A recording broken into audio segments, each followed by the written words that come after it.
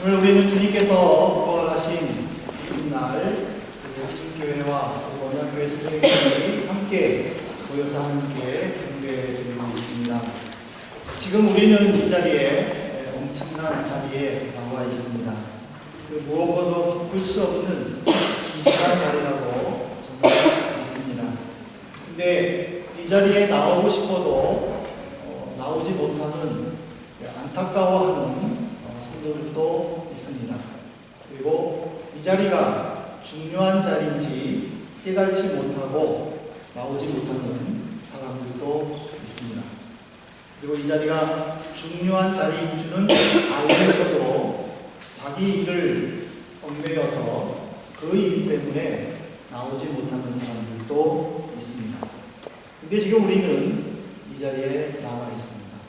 어떤 형편에 있든지 이 자리에 나와 있는 우리 모두는 하나님께서 우리를 어루만져 주실 뿐만 아니라 우리 속에 있는 모든 문제들이 부활의 주님을 통하여 해결받는 복된 시간이 되기를 주님으로 축복합니다. 네. 종교에는요 자력 종교와 그리고 타력 종교가 있습니다. 이 자력 종교라는 것은 뭐냐면 내 스스로의 힘 또는 내 노력 또는 내 고난을 통해서 무언가를 깨닫는 것을 말합니다. 근데 이런 원리라면은 불교는 철저하게 자력 종교에 속합니다. 석가모니가 죽음을 앞두고 제자들에게 이런 말을 했다고 합니다. 그대들은 저마다 자기 자신을 등불로 삼고 자기를 의지처로 삼아라. 이 밖에 다른 것을 의지해서는 안 되느니라 하고 유언했다고 합니다. 다시 말하면 석가모니는 모든 사람들이 자신만을 의지하면서 해탈의 경지에 이르러 때에 열반의 세계에 들어올 거라고 생각했다는 사실입니다. 그래서 불교인들은요 서로 만나면은 성불하세요라고 인사를 합니다. 이 의미는 무슨 의미냐면은 내 힘으로 어떤 돌을 닦아서 부처가 되라라는 의미입니다. 근데 자력 종교에 반대되는 타력 종교가 있는데 이거는 자신의 힘이 아니라 하늘로부터 오는 그 힘을 받아서 구원을 이루는 것을 말합니다. 우리 기독교가 전통적으로 타력 종교에 속합니다. 우리는 모든 사람들을 죄인으로 규정하고 있습니다. 그리고 로마서 6장 23절에 있는 말씀처럼 죄의 삭은 사망이라고 선포했습니다. 이 말은 무슨 말이냐면 내 힘으로 어떤 문제를 해결할 것이 아니라 주님의 주시는 힘, 또 성령이 나와 함께 하시는 그 능력을 통해서 구원을 이루어야 되는 것입니다. 그래서 우리 기독교인들은 예수 믿고 구원받으세요 라고 하는 의미도 인간의 어떤 노력이 아니라 순수하게 예수님을 통해서 구원의 완성을 이루어야 한다는 것을 가르쳐 주는 것입니다. 그래서 에베소서 2장 8절에 보면 바울 사도는 우리들에게 구원은 하나님의 선물이라고 선포했습니다. 그러면 우리 기독교인들은 그거를 한번 심각하게 고민을 해봐야 됩니다. 왜 예수님께서는 이렇게 고집스럽게 예수 이외에는 구원이 없다라고 강조하고 있는가를 생각해 보아야 됩니다. 답을 먼저 말씀드린다면 예수님은 친히 그것을 주장할 만한 모든 것들을 이루셨기 때문입니다. 요한복음 14장 6절에 보시면 예수께서 이르시되 내가 곧 길이요 진리요 생명이니 나로 말미암지 않고는 아버지께로 올 자가 없다고 선언하셨습니다. 어떻게 보면 이거는 굉장히 당시에 어렵고 또 힘든 일일 수도 있습니다. 왜냐하면 예수님은 우리와 똑같은 사람입니다. 그리고 이 당시에 예수님의 신분은 사람들이 인정하지 않는 가장 천한 신분인 목수였습니다. 근데 내가 곧 길이요 진리요 생명이다라고 했을 때에 당시 사람들은 그를 정신병자로 볼 수도 있고 그를 비난할 수도 있었습니다. 하지만 예수님은 선포하셨고 그것이 거짓임을 사람들은 증명해내지 못했습니다. 그래서 요한복음 11장 25절 26절에 보면은 또 한 번 우리에게 큰 도전을 줍니다. 오늘 본문인데 나는 부활이요 생명이다. 나를 믿는 자는 영원히 죽지 않는다 하고 선포하셨습니다. 이 말씀은 나사로가 죽었을 때에 나사로를 그 동생들을 위문하기 위해 찾아갔을 때 많은 사람들이 모여있는 자리에서 마르다에게 질문하신 내용입니다. 이 유대인들은요 기본적으로 부활신앙을 가지고 있습니다. 그래서 부활을 믿느냐 믿지 않느냐에 따라서 바리새파냐 사두개파냐로 나뉘어 있습니다. 사두개파는 자기들이 중요시 여기는 토라라는 것에 이 부활에 대해서 언급이 없기 때문에 부활을 믿지를 않습니다. 그러나 바리새파는 그들의 교리집이라고 할 수 있는 이 람밤이라는 것에 13개 조항이 있는데 여기에 부활을 언급을 했습니다. 그리고 바리새인들은요 하루에 3번씩 꼭 기도하는데 그 기도문이 있습니다. 시몬의 에레바스라는 이 기도문에 있는데 그 두 번째 조항에 보면은 부활에 대하여 기록했습니다. 그래서 그들은 늘 기도하면서 부활신앙을 가졌습니다. 그래서 이 사두개파는 부활을 믿지 않고 바리새파는 부활을 믿는데 근본적으로 유대인들은 모두 다 부활신앙을 가지고 있습니다. 그래서 이 메시아가 이 땅에 오면 우리의 육체가 메시아에 보여주는 영과 합해가지고 다시 완전한 구원을 이룬다라고 생각합니다. 그래서 유대인들은 메시아가 이 땅에 오기를 그렇게 기다리고 간절히 바랐던 사실입니다.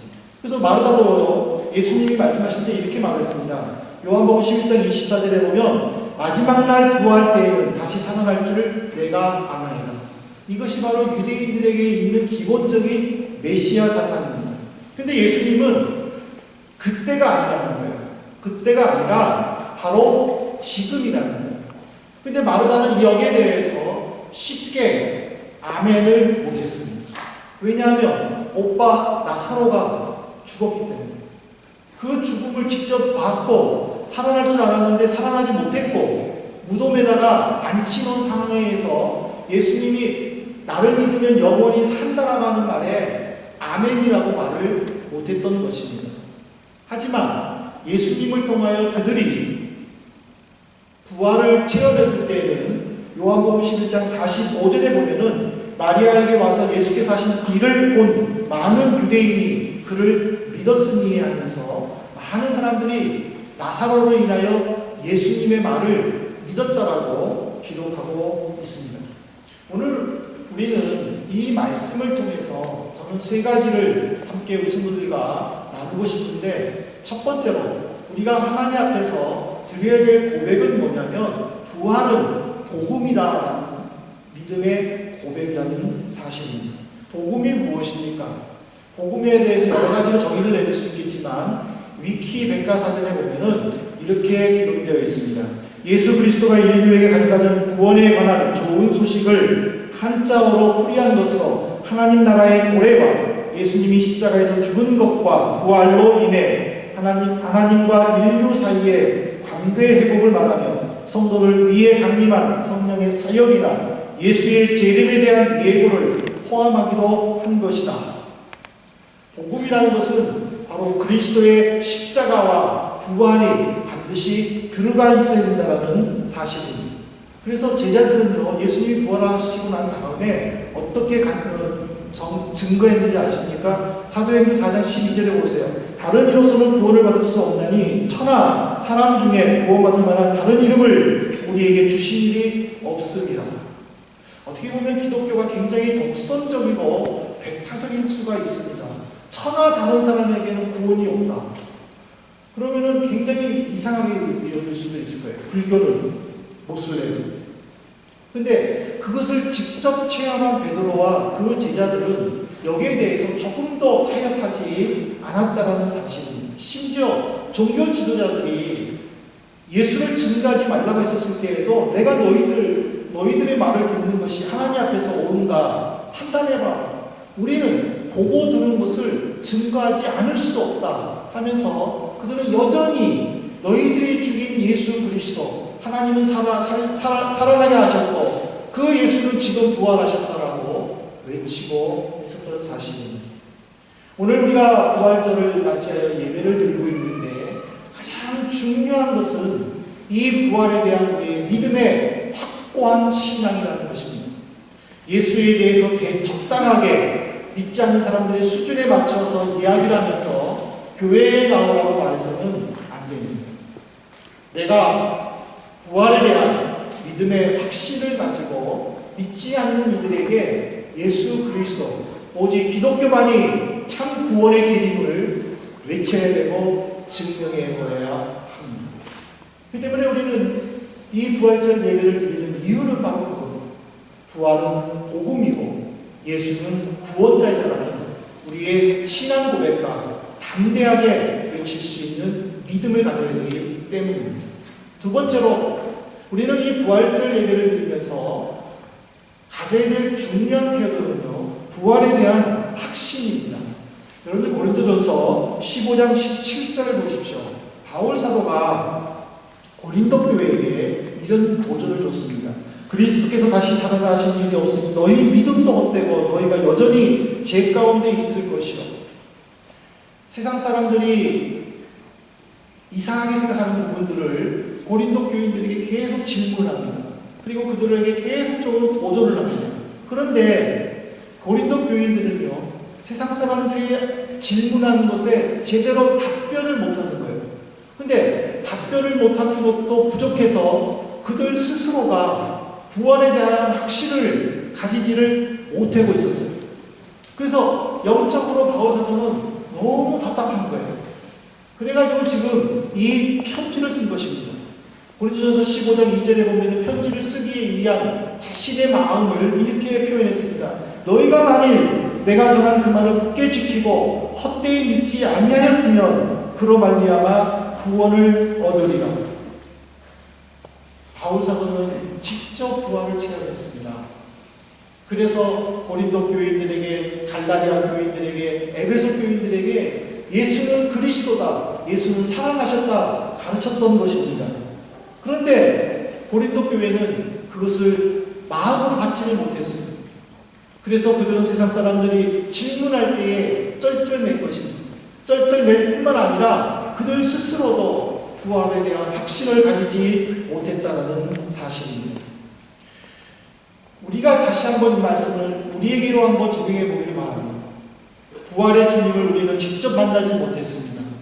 그 부활의 주님을 못 만났는데 어떻게 예수가 살았다는 것을 믿을 수 있겠습니까? 참으로 어려운 일은 사실입니다. 그러나 신앙은 예수님에 관한 선포를 진지하게 들을 때에 자랍니다. 그리고 그 말씀을 삶의 현장에서 나타날 때에 구원을 이루는 것입니다. 그래서 바울은 로마교회의 로마서 10장 17절에 보면 믿음은 들음에서 나며 들음은 그리스도의 말씀으로 말미암느니라. 여러분들은 목사가 설교할 때에 어떤 마음으로 듣습니까?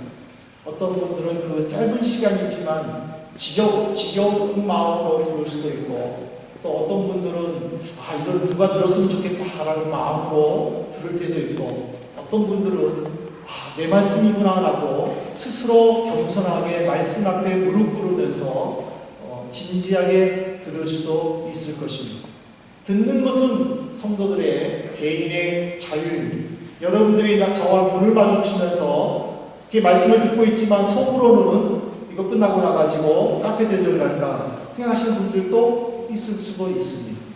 아니면 볼링장 갈까 생각하시는 분들도 있습니다. 날씨가 좋으니까 베이저강에 산책 갈까 생각을 그렇게 하실 수도 있습니다. 저는 여러분의 생각을 모르니까 저는 눈을 마주치기 때문에 제 말씀을 잘 듣는 줄 알고 착각할 수도 있는 것입니다. 그러나 우리가 말씀을 듣는 태도를 한번 생각해 보십시오.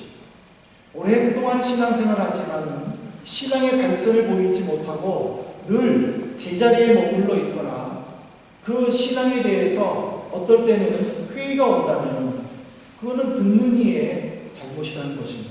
그러나 어떤 분은 신앙은 연수는 작은데 그 작은 신앙의 연수 속에서도 그 말씀을 통하여 기쁨을 가지고 하나님이 주시는 것을 마음껏 누리면서 사는 성도들도 있다라는 사실입니다. 우리는 선포된 말씀을 어떻게 듣느냐, 이것이 중요하다는 것입니다.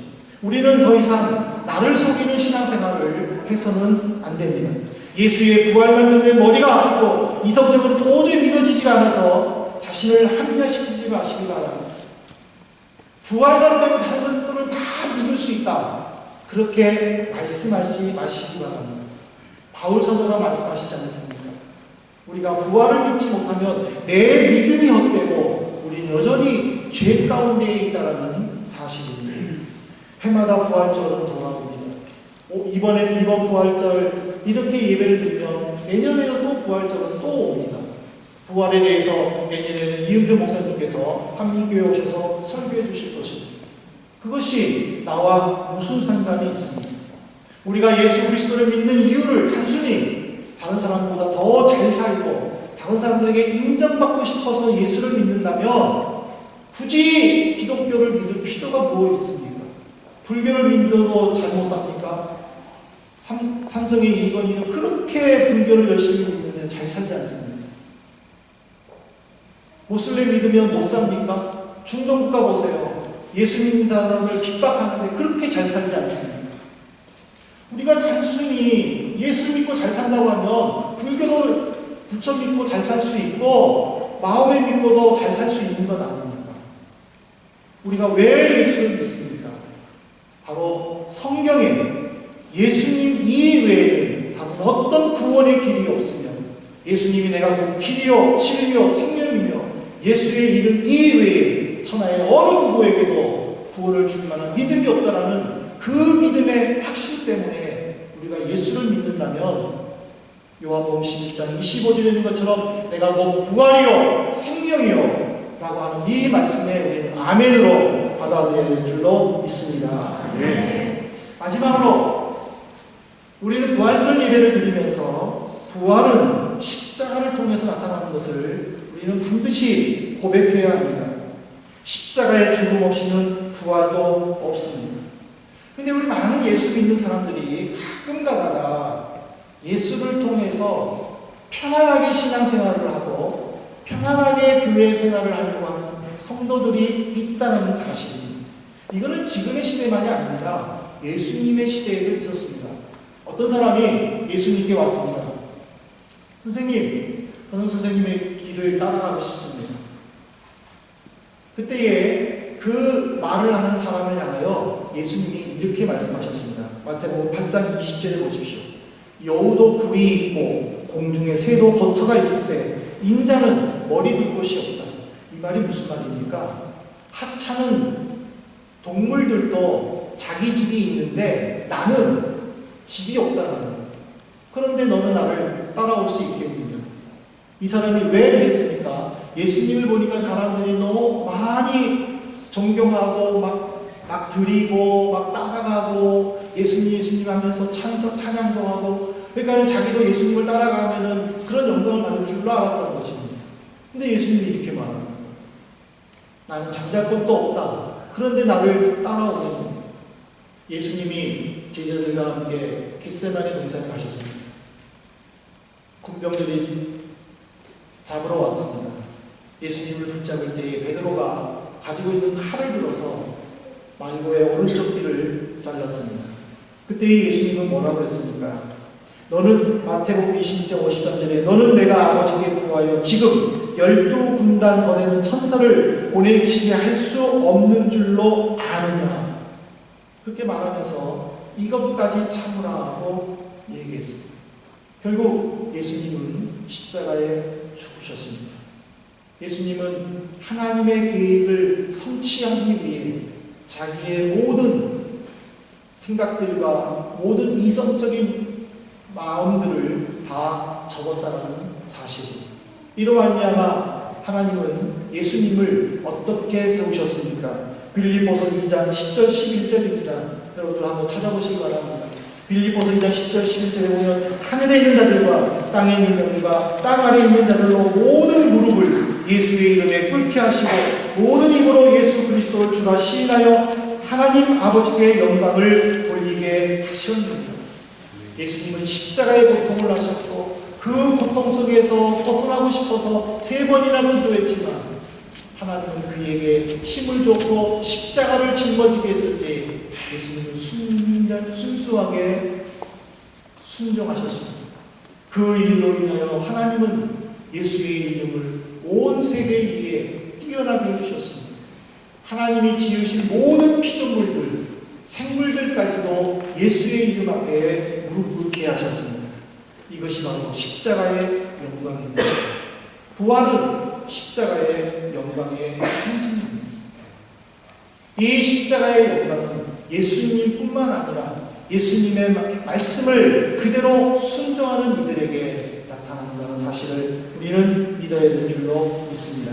이제 말씀을 맺겠습니다. 사랑하는 성도 여러분, 지금 우리는 부활하신 주님을 경배하고 그분이 주시는 은혜를 받기 위해 이 자리에 나왔습니다.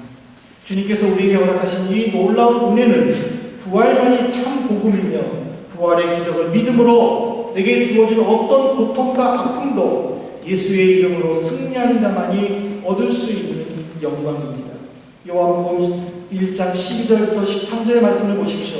영접하는 자 곧 그 이름을 믿는 자들에게는 하나님의 자녀가 되는 권세를 주셨으니 이는 혈통으로나 육정으로나 사람의 뜻으로 나지 아니하고 오직 하나님께로부터 난 자들입니다. 영생은 하나님의 선물이고 이 선물은 십자가의 부활을 믿는 자들에게만 주어진 축복의 약속입니다. 우리 이 시간 부활의 주님을 고백할 수 있기를 바랍니다. 부활 이외에 다른 것을 믿겠다라는 것이 아니라 부활 포함하여 모든 것을 믿겠다라는 그런 믿음의 결단을 하실 수 있기를 진심으로 소망합니다. 우리는 한 고백, 하나의 하나님 앞에 우리는 나와 있습니다. 하나님, 오늘 부활을 맞이하여 이 부활의 주님을 통하여 내가 먼저 부활의 신앙으로 살게 하시고 부활의 소망 속에서 주님의 주시는 은혜 속에서 능력으로 또 회복 가운데에 살게 하여 주옵소서. 이렇게 우리 간절히 기도하면서 이 한 주간 동안도 말씀으로 승리하기를 주님의 이름으로 축복합니다.